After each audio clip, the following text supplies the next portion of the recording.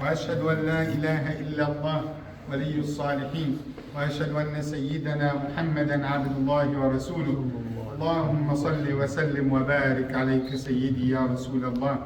May Allah subhanahu wa ta'ala accept our salah. And as I told you yesterday that tomorrow inshallah we are going to come here to pray Fajr while we are in a state of Siyam. So alhamdulillah we are fasting. Alhamdulillah this is the first day in Ramadan. May Allah subhanahu wa ta'ala help us to recite the Quran inshallah. May Allah subhanahu wa ta'ala help us to show Him that we are good Muslims. We thank Him for the ni'mas that He granted us. So what do you expect from yourself today in Ramadan?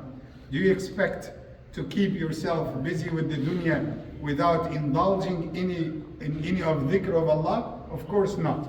And that is why we wanted to have a day of a fasting believing Muslim.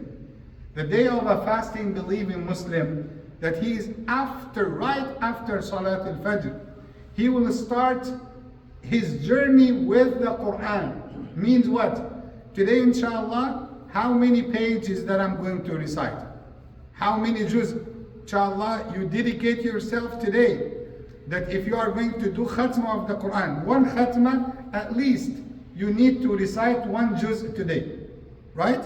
So you can divide the juz throughout the day based on the times of the salah. So after Fajr, you need to take some pages. After Dhuhr, after Asr, and before the Maghrib, because you do not want to get busy with the iftar and the Salat al-Tahawiya, then you go to sleep and then you lost the juz.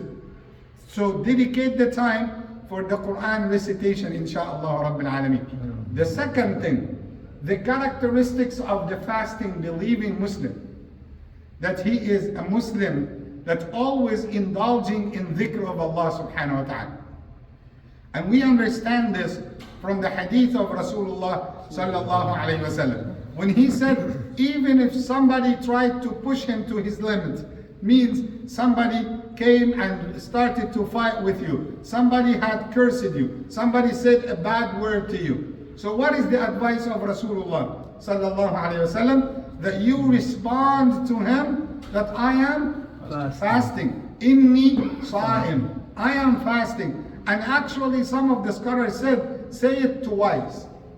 The first one for the one who is fighting with you. The second one to remind yourself that I am fasting. Inni sa'im means I cannot respond back. Of course in the regular days you cannot respond back, but in Ramadan it's more and more and more to preserve your siyam. You also need to lower your gaze throughout the day, inshaAllah.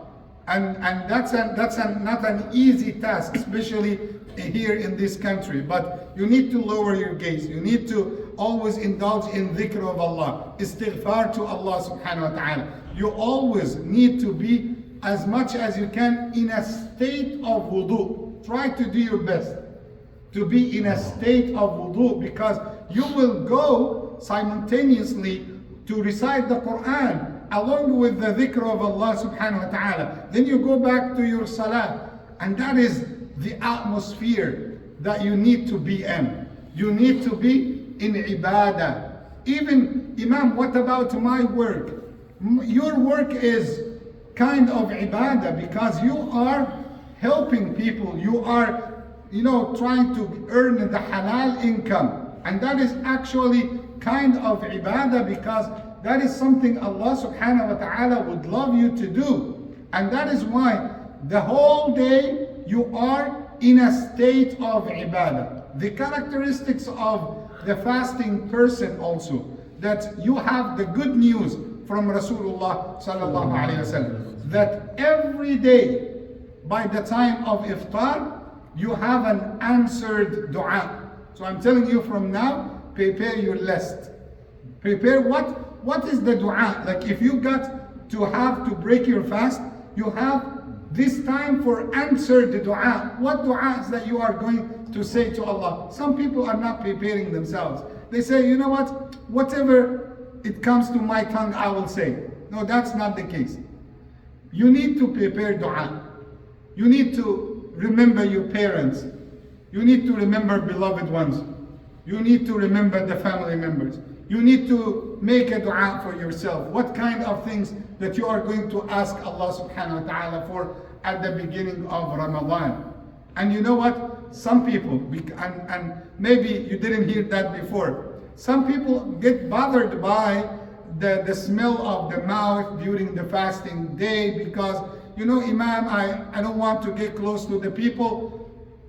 If you wanted to rinse and wash your mouth without, of course, swallowing the water, if you wanted to do this, you are allowed to do this. But let me give you the good news. At the first Fajr of Ramadan, Rasulullah sallallahu alaihi wasallam spoke 14 centuries ago about that point that might bother some people. He said, لَخَلُوفُ فَمِ الصَّائِمِ عِنْدَ اللَّهِ يَوْمَ الْقِيَامَةِ أَطْيَبُ مِنْ رِيحِ الْمِسْكِ. He said, the smell of the fasting person in the sight of Allah on the day of judgment is better than the smell of the misk, the perfume itself. So do not get bothered because you are sacrificing yourself, sacrificing what is halal for the sake of Allah subhanahu wa ta'ala. Can you imagine? So the adhan was like 5:51. So 5:50, the sip of water was halal. 5:51, no.